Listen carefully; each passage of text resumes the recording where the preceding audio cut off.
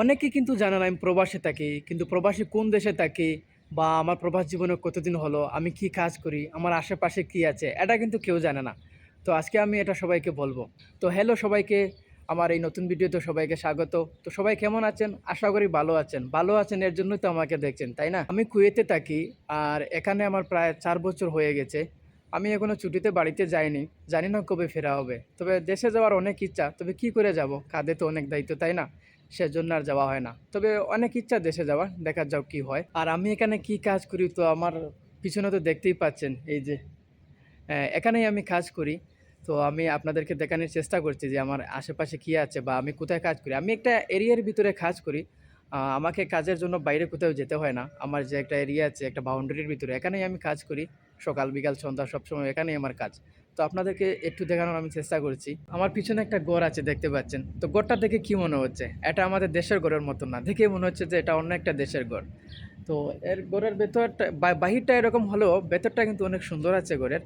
তো আজকের আমি ভেতরের কিছু দেখাবো না, পরের কোনো ভিডিওতে ভেতরে কী কী আছে, ওর ডিজাইনটা কী বা কী কী থাকে এরকম ঘরের ভেতরে, বা আমি দেখাবো। এখন আর দেখাবো না। এখানে পাশে আমার কিছু ফুল গাছ আমি লাগিয়েছি।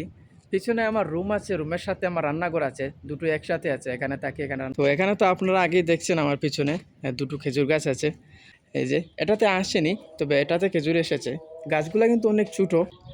প্রথমবার খেজুর এসেছে, নতুন খেজুর এসেছে, আগে কখনো আসেনি। গাছটার বয়স মাত্র ৩ বছর হয়েছে। এই যে খেজুর, এই যে আরেকজনটা এসেছে, দুজনটা এসেছে খেজুর। তো দেখে খুব ভালো লাগছে না? আমারও খুব ভালো লাগে, কারণ প্রথমবার গাছের ফল তো, নিজের গাছের ফল। ও, আমার নিজের না, যাই হোক, তারপরে এখানে তাকে এখানে কাজ করি তো আমারই এটা।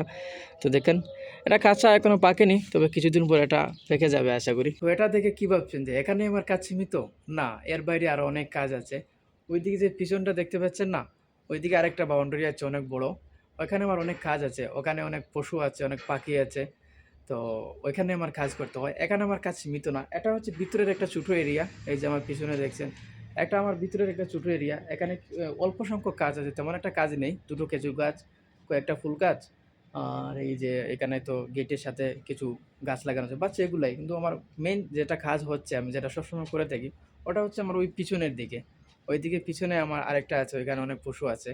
তো আজকের আমি দেখাবো না, ভিডিওটা অনেক লম্বা হয়ে যাবে। আমি পরের ভিডিওতে আমার ওই দিকের যে কাজগুলো আছে, যে পশুগুলো আছে কথা বলতে পারে না, আমি ওদেরকে দেখাবো আপনাদেরকে পরের ভিডিওতে। তখন আমার পাশে থাকার জন্য, ধৈর্য ধরে আমার ভিডিওটা দেখার জন্য সবাইকে মন থেকে অসংখ্য অসংখ্য ধন্যবাদ।